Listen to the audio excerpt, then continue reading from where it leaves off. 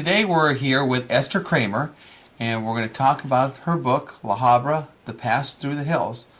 Esther, when did you first get the inspiration to write the book?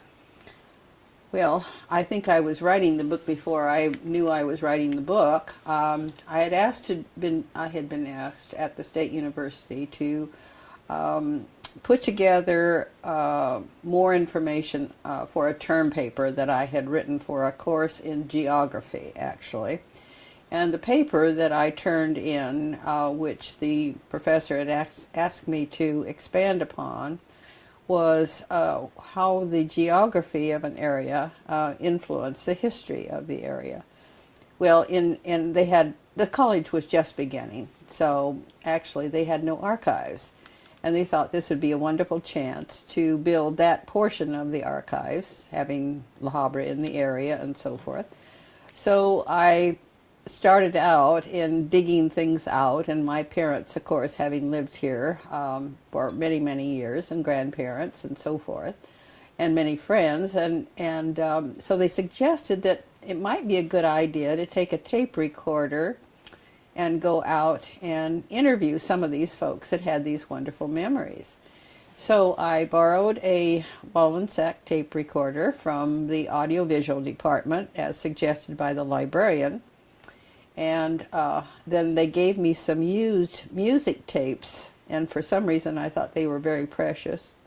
So I began interviewing people and making sure that we didn't waste any of that tape, stopping between every question and so forth.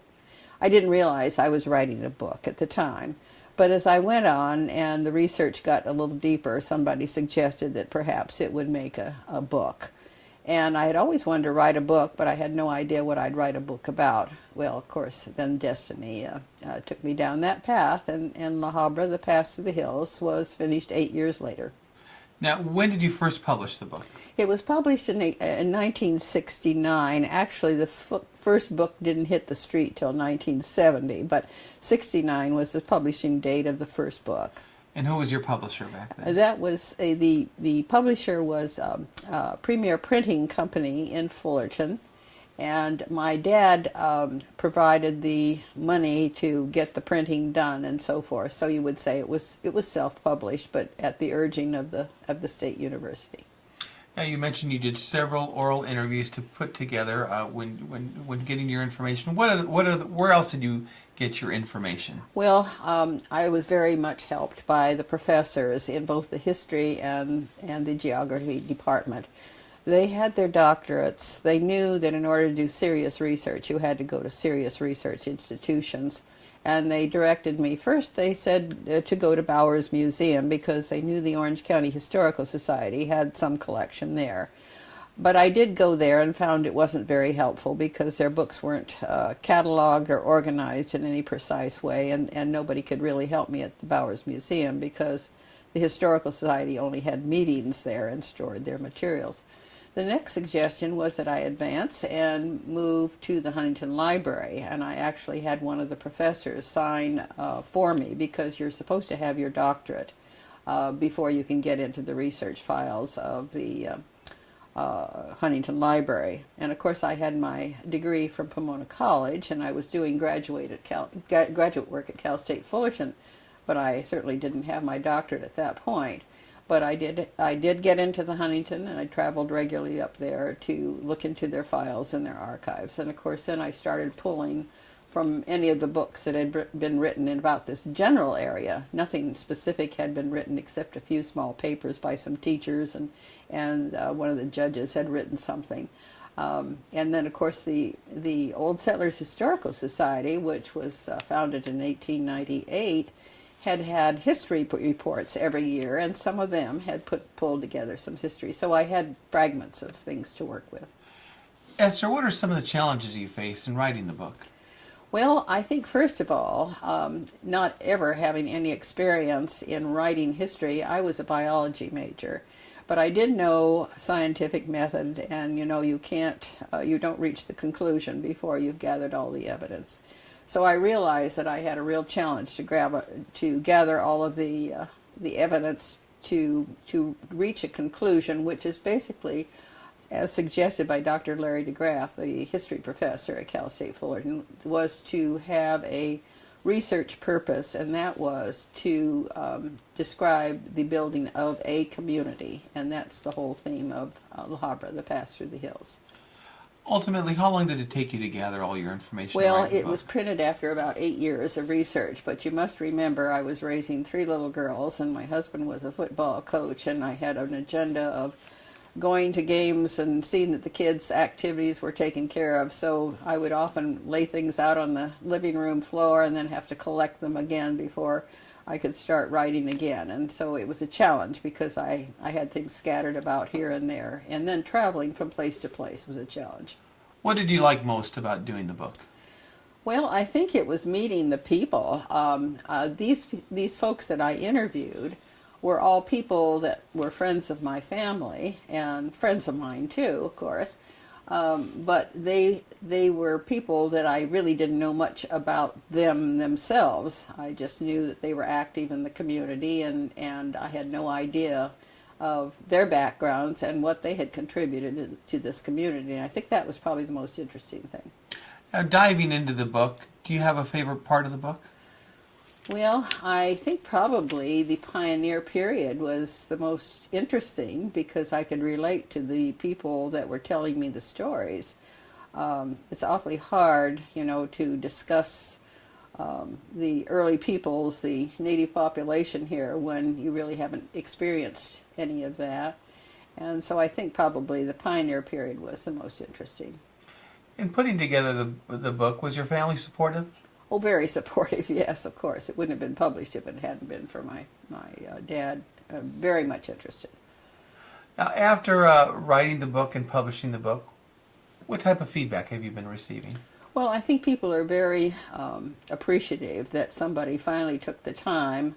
And you sometimes wonder why me, but then there wasn't really anyone else that was actively doing anything.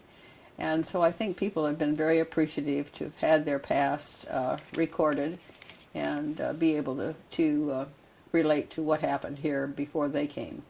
When people read La Habra, The Pass Through the Hills, what do you hope they take from the book?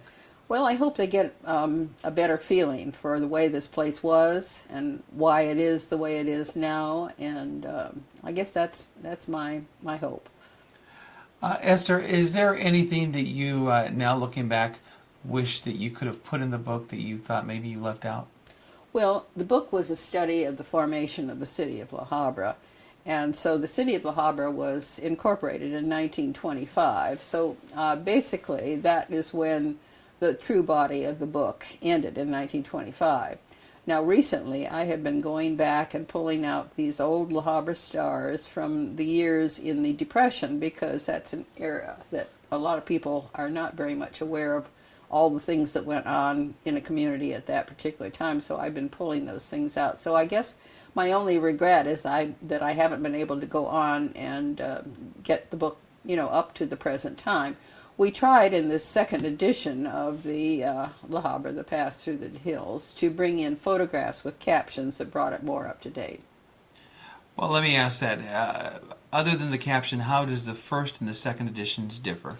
Well, the first edition was done in what they called the special printing that they had with a hot press. And of course, this one was done in the modern way and was much less expensive to produce. It was quite expensive to produce the first edition. And there are fewer pictures, of course, in the first edition. The print is so much larger in the second edition, too, because in history books written at the period that I wrote that book during the 60s, the print that was sort of standard, but it's sometimes hard for people to read a page of black print with no pictures. And so I think that the second edition allows people to see the pictures along with the bigger writing. Esther, I presume doing research you get gobs and gobs of information. Ultimately, how did you decide to consolidate everything to put into a book? Well, how did you make that decision? Well, I think that basically when you're used to doing research, that's what you do. You sift out the important things that have some significance. And I learned that word very early from my professor. Significance. What is meaningful to the story that you're trying to tell? In a very few words, tell me, what is the story in La Habra, The Pass Through the Hills? In a few words. What Yeah. is in the story? Yes. I go through the various eras of development in La Habra. I try to start sort of at the beginning and move through until the city is formed and how it became a city. And so all of these different eras that La Habra went through are described, and that's what we're trying to do in our museum also. How did you feel back in 1969 when you were awarded the American Association for State and Local History Award? Well, that was a great honor. This is the American State and History Award. It actually took in books from Canada and all of the United States. And local history books were not being written in the form that the La Habra book was written, because most of them were written by casual local residents and telling the story of their town as best they could without doing research. And if you'll notice in the La Habra book, it's complete with footnotes, giving references to where the materials came from. And before the La Habra book came out, you found almost no local history books with footnotes that had references and so forth. But in doing a scientific study, you have to reference the materials. Where did you get this information? And so I felt that was important for a local history book, and I think that's why it won the award. Plus the fact that I delved into a lot of things that I don't think people had ever even thought about. What are you most proud of? Well, I think the doing something for my community, I think, has been a source of pride. Okay, let's dive into the book. Okay.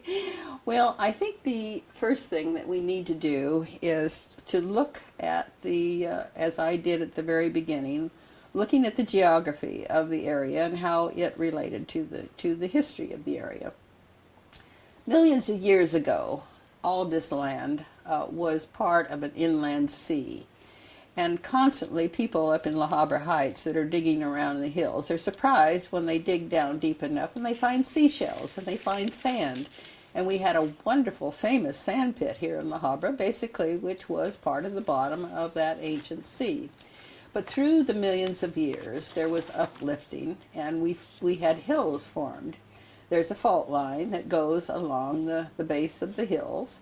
And we know that there was uplifting, and then of course there was erosion, and we have arroyos and barrancas that bring the water out from the hilltops in the rainy season, and so we have this wonderful valley and the hills surrounding it, and I think that helped in the settlement of La Habra, because we have hills here that are basically frost-free, and we found that out in later years in trying to grow avocados.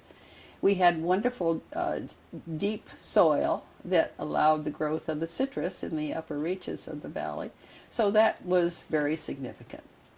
But first, I think we should probably talk about the early peoples of the area. Some people called them Indians, some people called them Native Americans, but they were early people that probably, many thousands of years ago had migrated across the ice bridge, you might say, from Eastern Asia and came down the coastal route.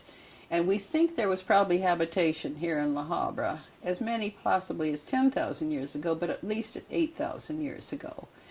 And these people were different from the later people that came in, let's say about 500 years before Christ.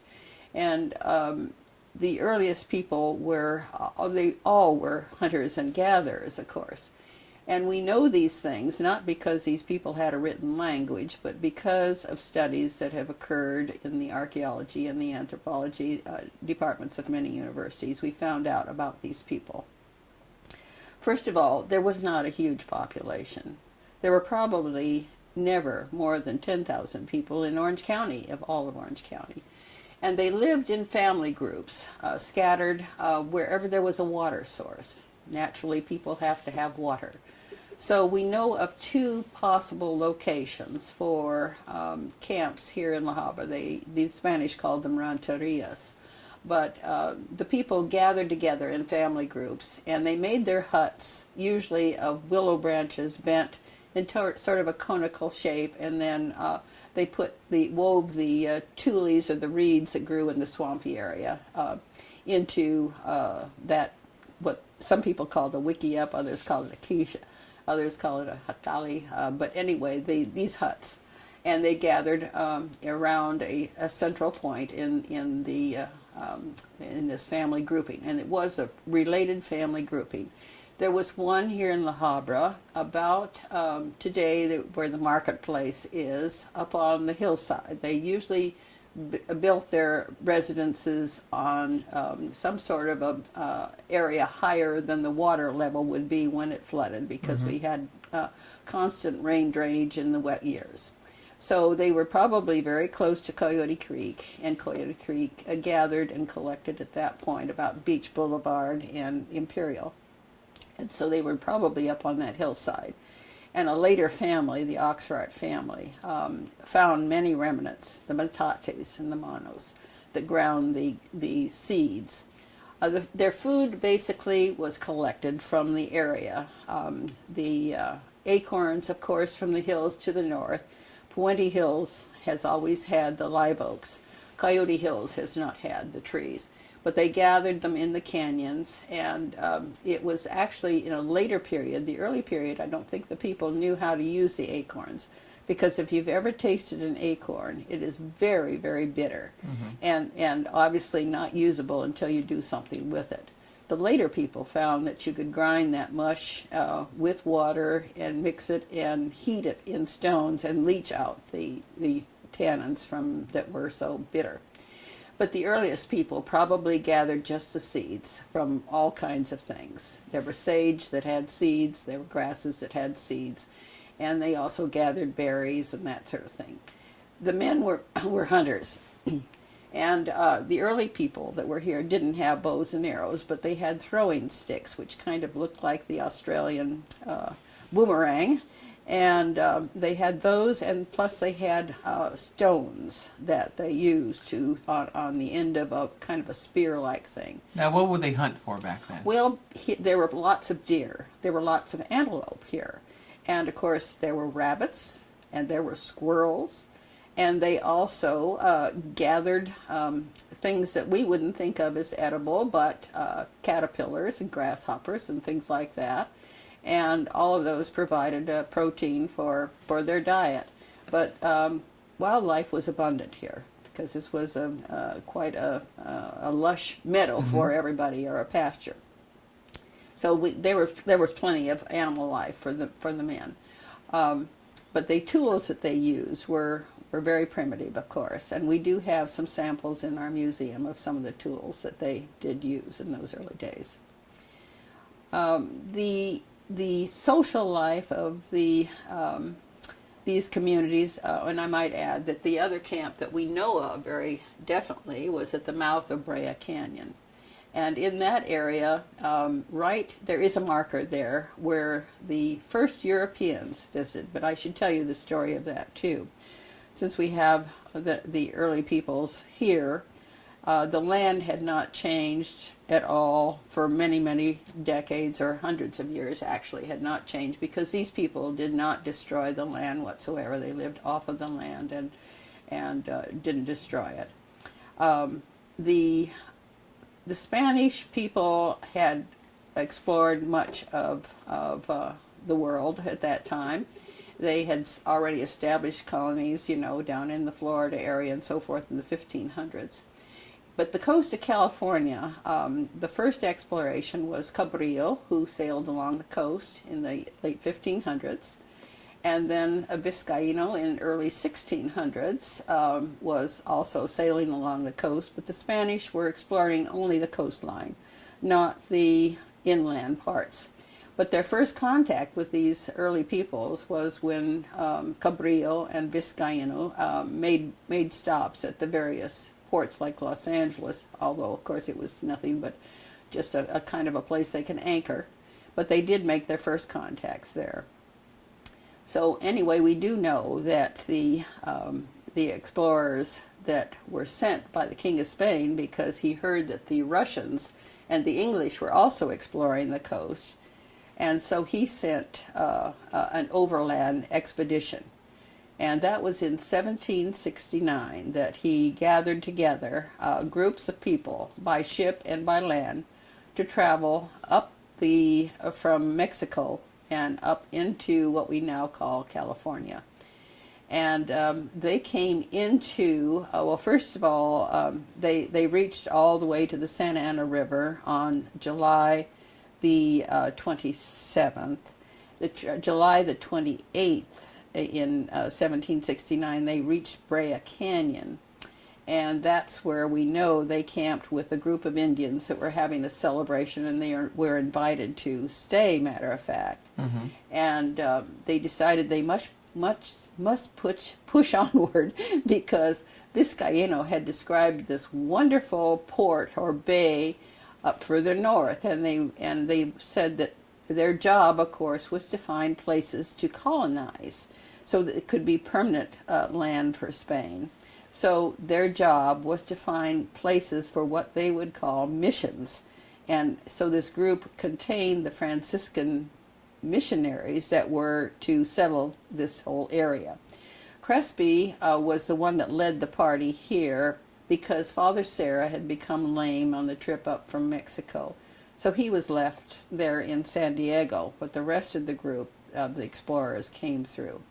So it was July the 29th that they actually passed through, and they went right on the route which is close to what Old Fullerton Road is, and right through the hills, La Habra, and that's where we got our name, was the opening or the pass through the hills with this group in 1769.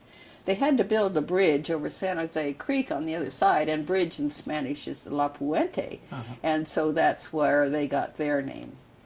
But anyway, this was the first sighting, and the diarists recorded that there were antelope and deer plentiful in the area, and they even described what they called Castilian roses, which are basically the wild roses that we sometimes find in our canyons. From that time of the exploration, which was to find sites for the missions, we then had records, written records of this area. As I told you, the early peoples had no written language, and the only things that we know about them were from the remnants. I forgot to mention that these people, their tools for cooking and things like that are unusual. And that's one thing that I know that if people go to the Southwest Museum, they can see wonderful examples, and Bowers Museum has some too, of their wonderful woven basketry. The early peoples, before settlement, really didn't use pottery. They didn't make pottery.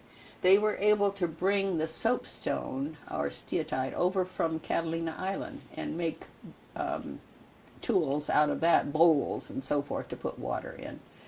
But the baskets were so marvelous. They stored their food, they gathered their food in baskets on their back, they stored the food in baskets in their little huts, and then they treated the acorns and so forth. But we do have a machete that we have found here in La Habra that was used as the grinding stone, and the mano is the stone that they ground the seeds and the acorns, and those were made out of stone. So we had lots of stone tools and basketry for cooking. But then they also found other things that they could use. Shells they gathered along the beach, very, very unusual because we had the tar seeping from the hills. They could use that tar to waterproof their huts. They could also use it to stuff in the holes of an abalone shell to make a wonderful bowl that would hold the mush or whatever they made. And so they were very ingenious in using the things that were here at hand. Let me stop for a minute. Let me check and see it. Okay. The title of Chapter 1, I forgot to mention, is Arcadia en Españoles, and some people might know we have a name of a town close by called Arcadia, but Arcadia actually refers to an absolutely natural state of development. In other words, nothing untouched, perfectly natural early stage. And of course the Españoles were the the first explorers that came through. And so the first chapter in the book covers both the discovery and the passage of these Spanish people. Let's dive into chapter 2. What is the title of chapter 2? Chapter 2 is, not too far here. Chapter 2 is Gabrielinos and Americanos. Gabrielinos, that was the name that once the missions were established, and we had this whole area actually was attached to San Gabriel Mission. And so that the native peoples were assigned to a mission. So those that were assigned to San Gabriel Mission were called Gabrielinos.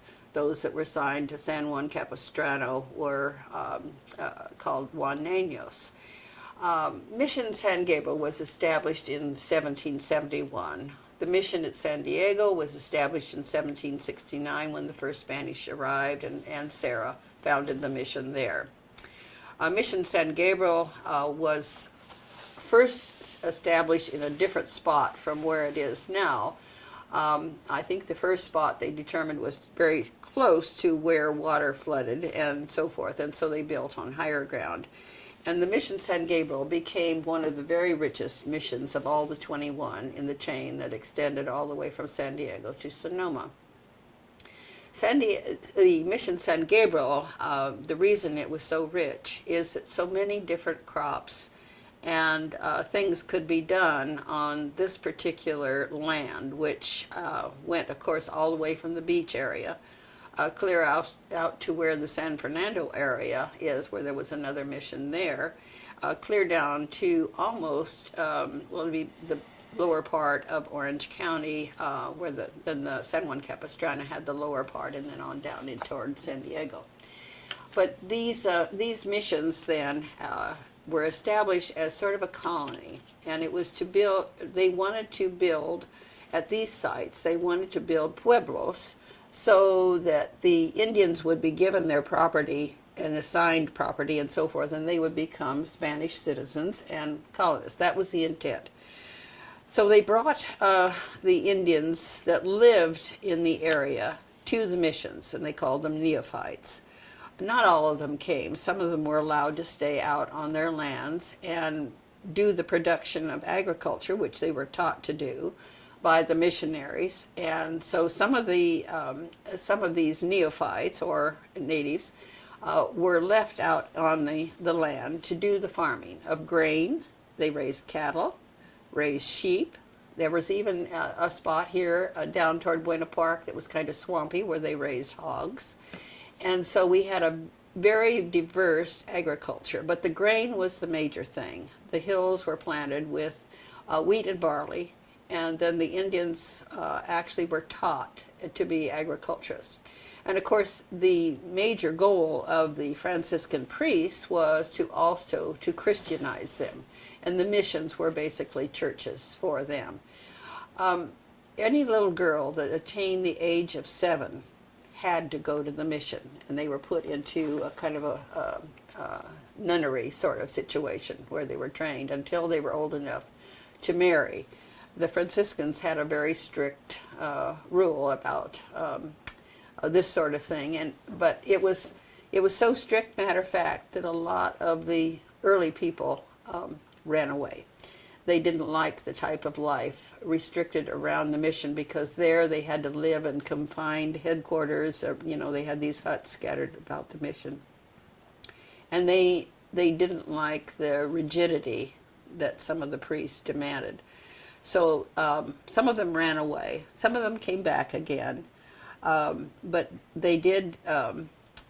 Many of them moved on out toward the desert, and they became kind of renegades out there, and that's where you get the stories later on in the 1850s of bandidos that came raiding the cattle and horses and so forth from the missions. These people that abandoned the mission life and moved out there. It was not a majority; it was a minority. But anyway, the mission times, the activities there, of course, basically agriculture, and they were teaching the Indians, and the promise was that they would have the lands for themselves. actually, that really never happened because in the meantime, there were people coming into the area. The soldiers at the barracks in San Diego were supposedly in charge of all of this whole area. But there were problems because they were intermingling with the Indians, and the priests were agitated. And also there was conflict between some of the missions on whose cattle was whom. You know, they branded them, but they would wander, and the young calves, of course, if they weren't branded, sometimes were taken by the other missions, and there were arguments. But anyway, the Indian population in La Habra was affected because they had no immunity to the diseases, measles, smallpox, things like that. And gradually, they just basically one by one died off.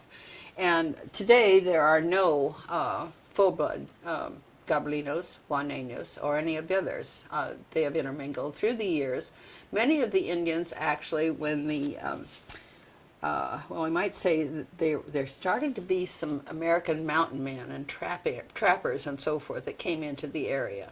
They were not welcomed by the missions. In fact, they were arrested. And Jedediah Smith probably came through here, but he was escorted back out again, and he got off all right. But when James Ohio Patty came through, he was a mountain man hunter, of course. They arrested him, and the only way he got out of their jail was that he promised to vaccinate both the Indians and the Spaniards. He had that ability, and that was how he got out of it. And that was in 1826 when that happened. And so, but they went back, both of them, Jedediah Smith and James Ohio Patty, and told the tales of this wonderful, rich land. Well, obviously, Americans in the East were hearing these tales and thought, oh, why not? So more and more people started moving into the area, which, you know, frightened the missions. And so that probably was one of the reasons that the mission period ended.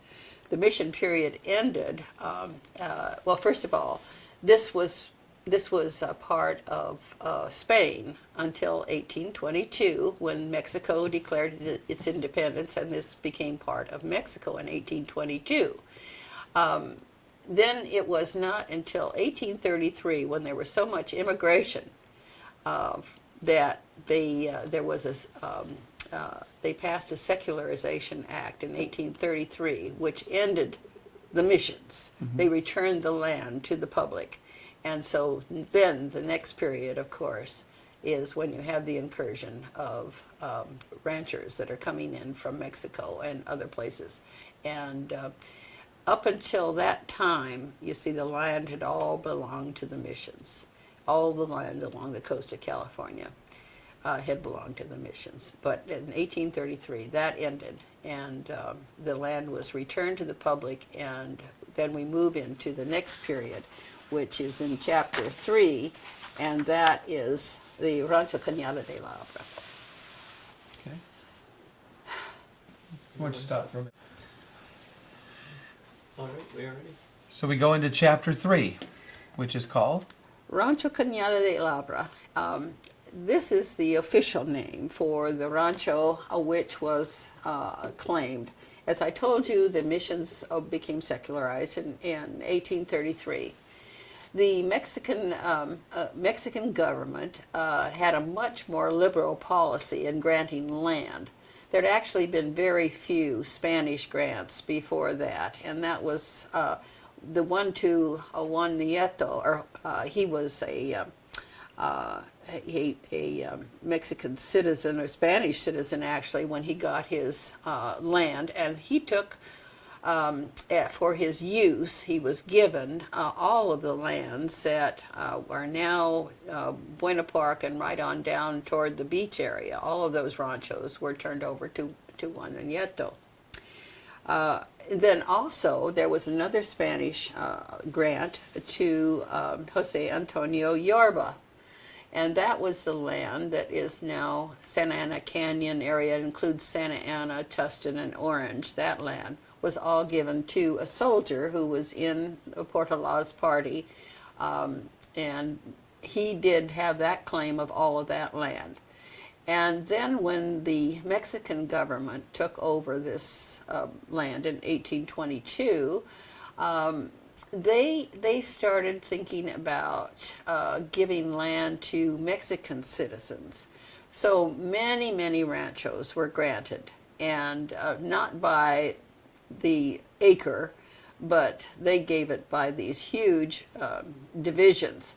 And actually, the land that was claimed by Mariano Roldan, who had been active in the business government of Santa Ana, of Los Angeles, and he had also been a partner down at the Rancho Los Alamitos, and it was a partner with Abel Stearns, who is a story that we'll come into a little bit later.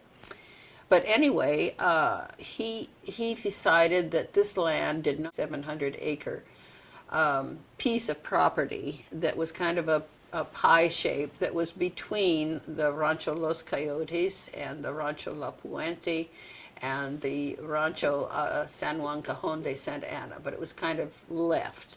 Puente still was under the control of what had been the mission, so it hadn't been given to anybody yet either, but he saw this portion of land with this canyon and that was and the valleys and hills that looked to him like they had produced so much for the mission.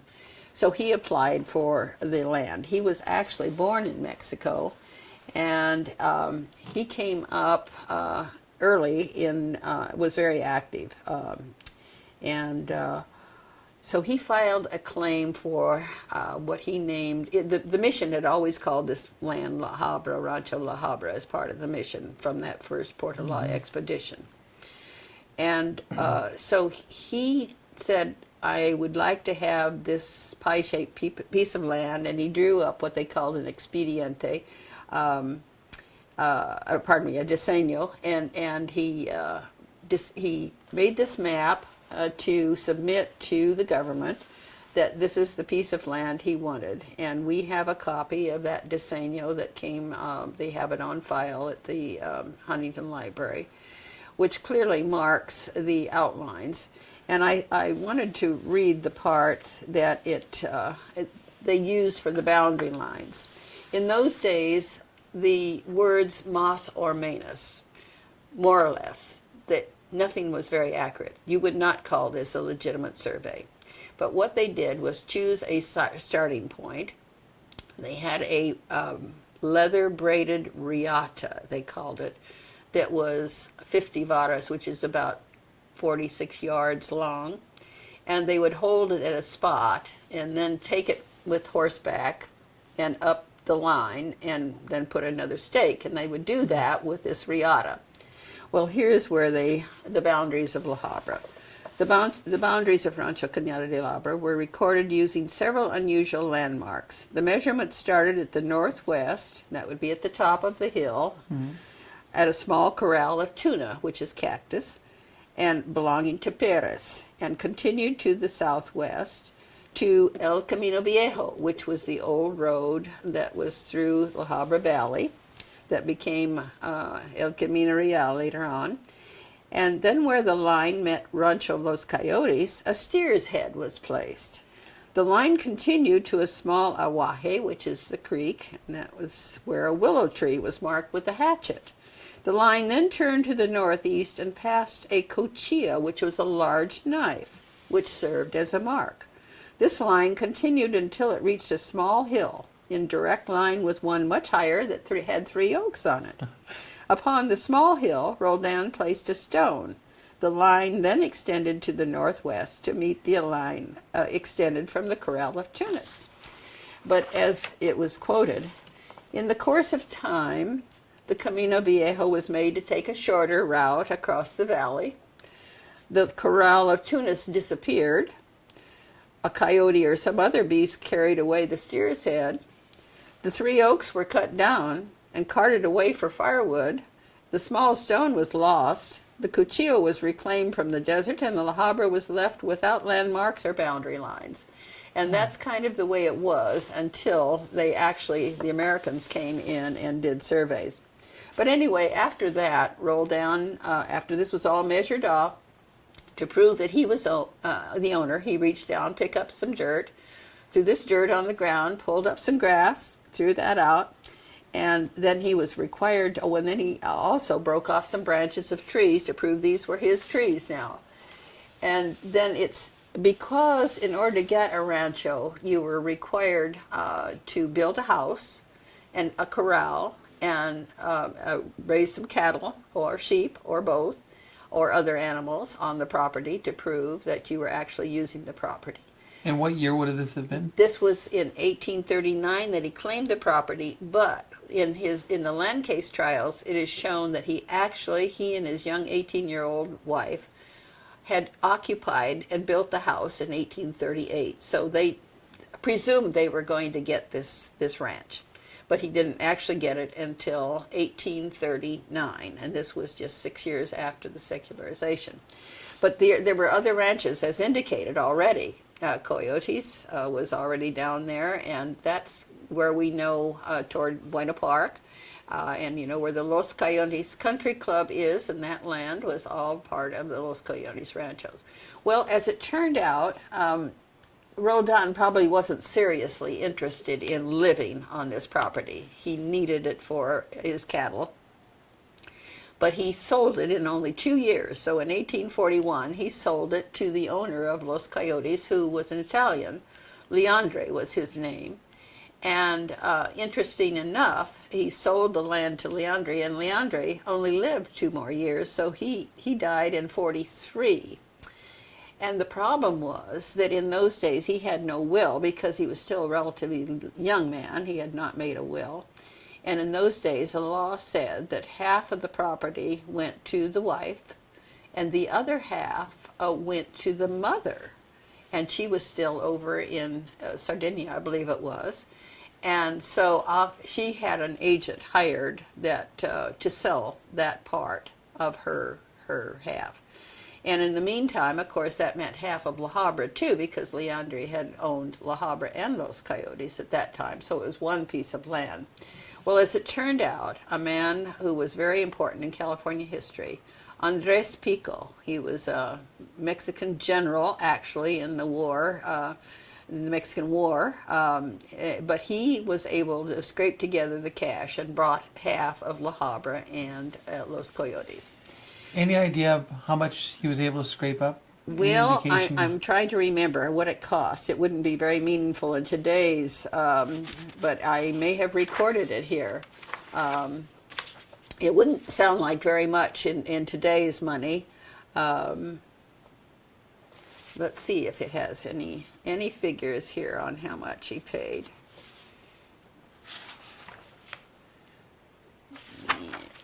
But it would be in the few thousand. Oh, let's see. $16,000. Okay. Yeah, it doesn't sound like very much for that much acreage because obviously La Habra was almost 6,700 acres and Coyotes was much larger than that. So he bought half. Okay, so he was interested in other things, actually, being the general and so forth. And he had borrowed money and so forth. And he actually had borrowed money from Abel Stearns. Abel Stearns was a Massachusetts merchant who had come to San Pedro in the early days and set up a store there. And he became quite a money lender because he had money coming to the stores. He traded with the hides and tallow that were produced on the ranchos and so forth. And that was the main thing that they sold in those days. The meat wasn't nearly so important as the hides. And where did he make his money from? From the store, and trading with the hides and tallow at the port there in San Pedro. He had made his money mostly there, but he was a merchant and knew how to run things. And anyway, so Pico borrowed money from him, and so that eventually it ended up in Stearns' hands. But I might mention that the Mexican War came in also. In 1847, we had one incursion General Stockton from the American forces came through this area. And the interesting thing is they met the Californios, the Mexican army. They met them at the river over at San Gabriel. But the interesting thing is it didn't hold them up very much, and they were headed right on to Los Angeles, the Pueblo.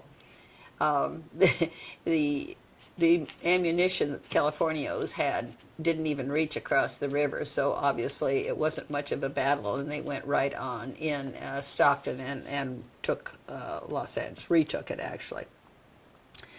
Well, anyway, let's go back to the period of time in the 1850s, after California became a state in 1850, and the Mexican War ended back before that, of course. And so this was part of American lands. Well, as I told you, the measurement of the property hadn't been very accurate before that, sort of más o menos here or there. And so they decided they had to survey the land, and they had to determine whether the people that claimed the land were the rightful owners. Well, that meant that they had to set up courts. And in 1851, they began the land case trials. And this was the downfall of the Mexican-Spanish ownership, because many of the people could not find the documents where they had turned in their diseños and filed an expediente for the land ownership. And as a result, when they went to court, of course, they spoke no English either, and the courts were run in English. And that was a difficult time because they had to hire attorneys, and a lot of them, of course, couldn't prove their ownership. And at that time, many of the Mexican and Spanish rancheros lost land. And that's, again, where Abel Stearns was able to come in, because he loaned these people money and actually took over. And the property that he took over was probably over 200 square miles of property that he took over.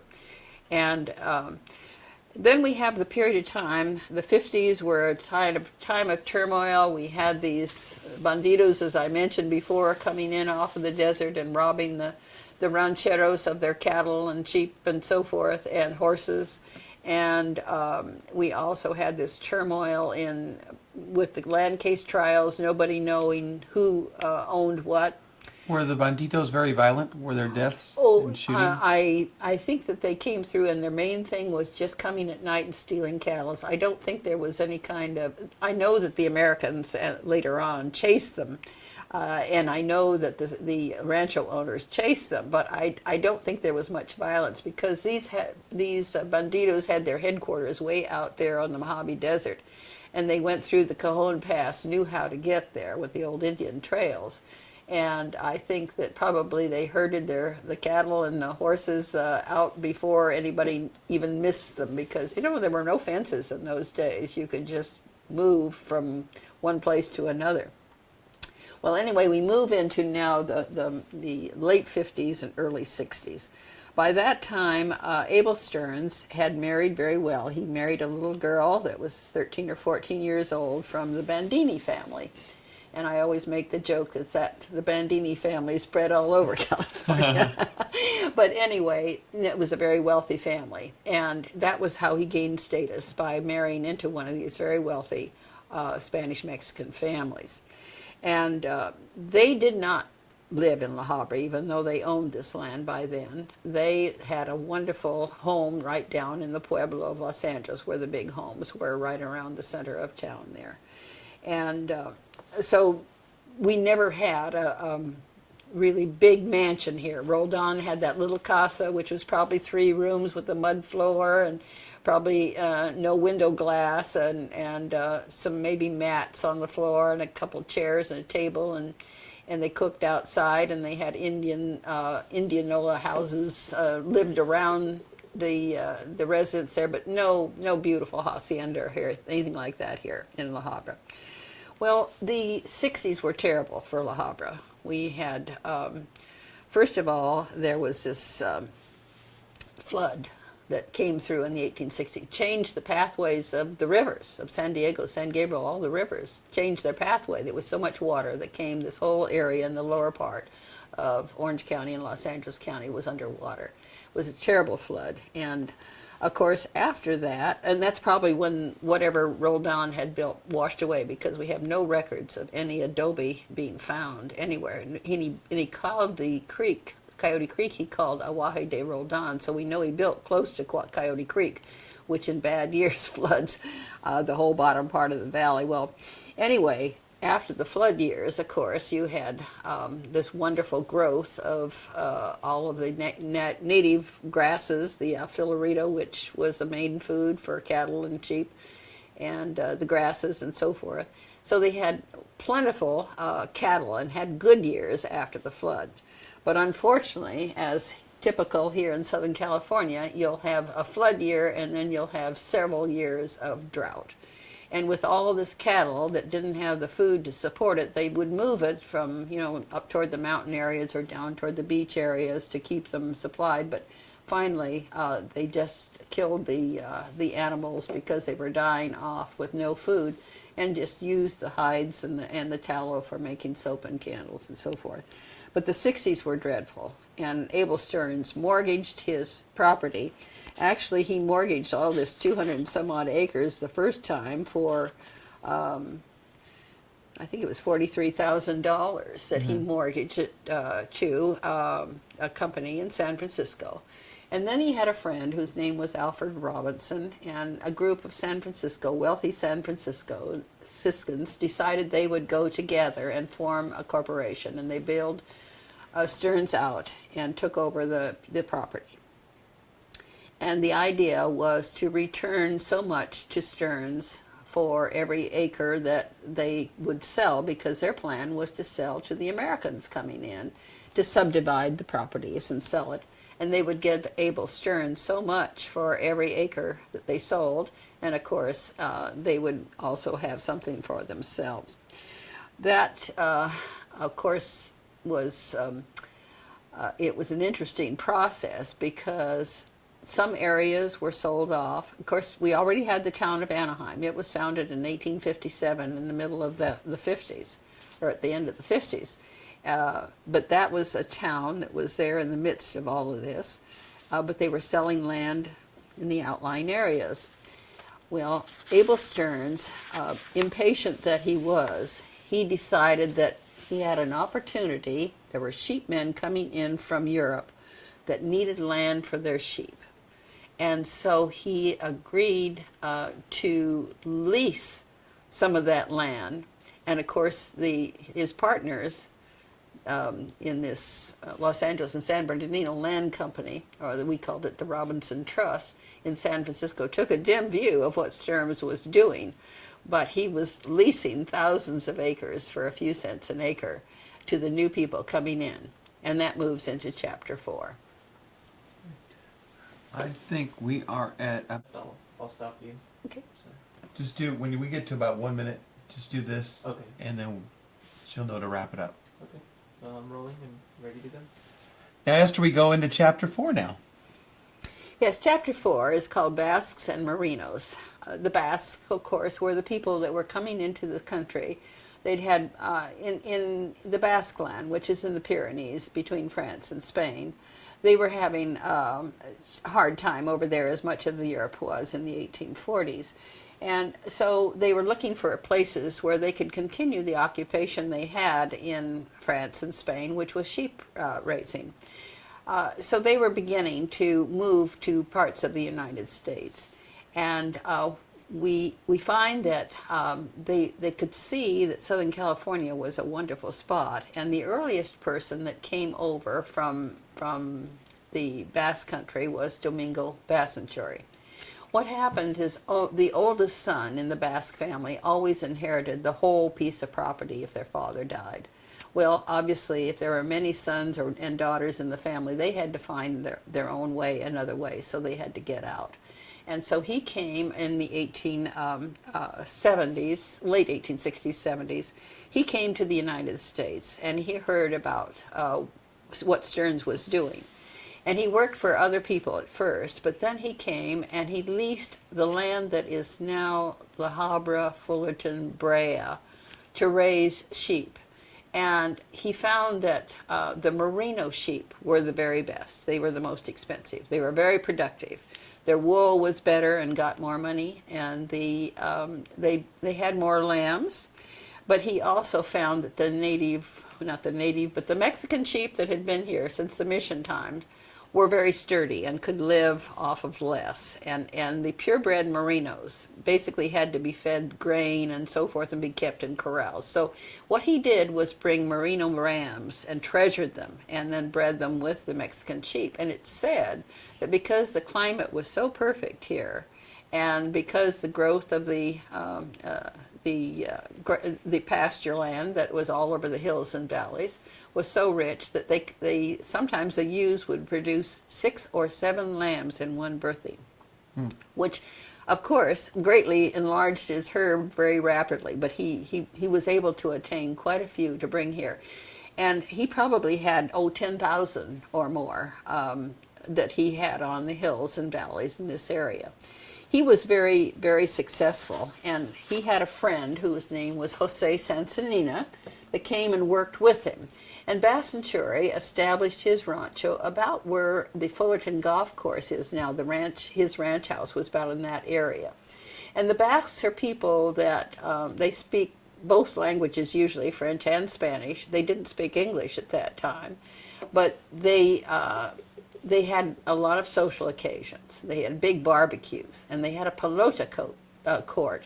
That was a handball court, and you've heard of Hailai, which is the Basque game of handball. And so they gathered regularly together. Well, the raising of sheep was very, very productive, and Jose Sansanina, by 1889, he was able to buy much of what is now La Habra Heights. And he bought it from the Stearns Ranchos Company and bought that part that is, as I say, most of La Habra Heights now.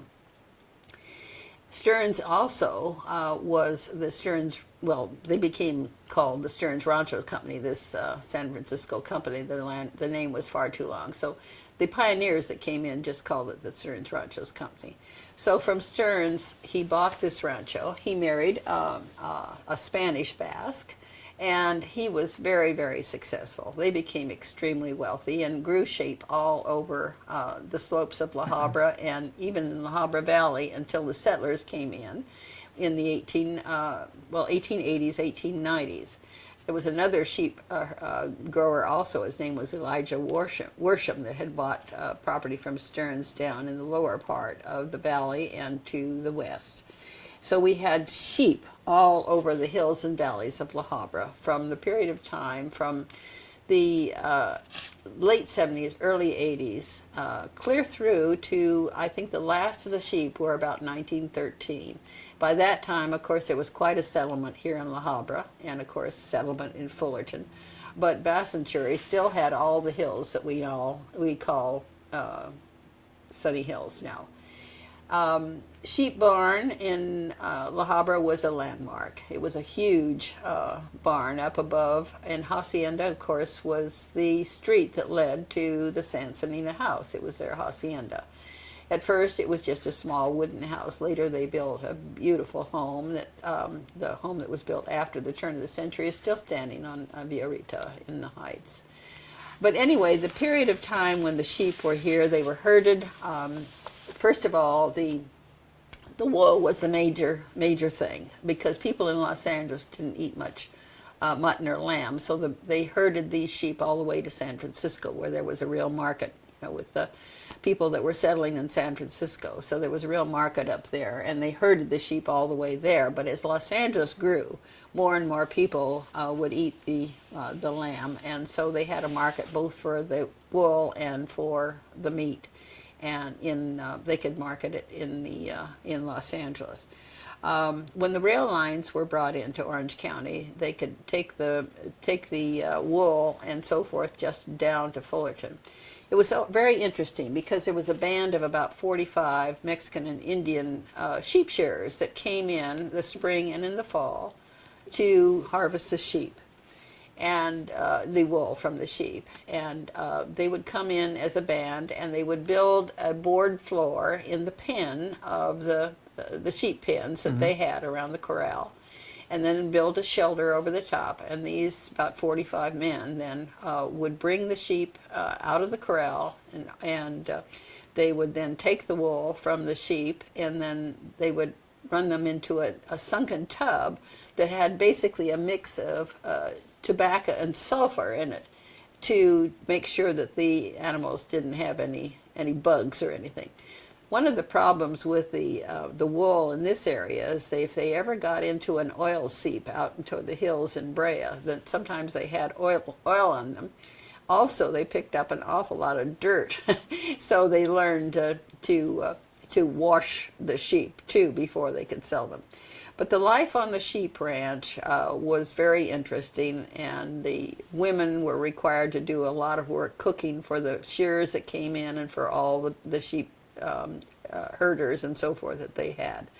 It was an interesting period in La Habra, and as I say, it ended really about 1913 when the population was such that they would allow the sheep to graze on the grain that was left behind by the pioneers. But they became very friendly, and the children all went to the local schools and learned English. So it became a time when they became more integrated into the local population. We'll draw it Perfect. there. Perfect.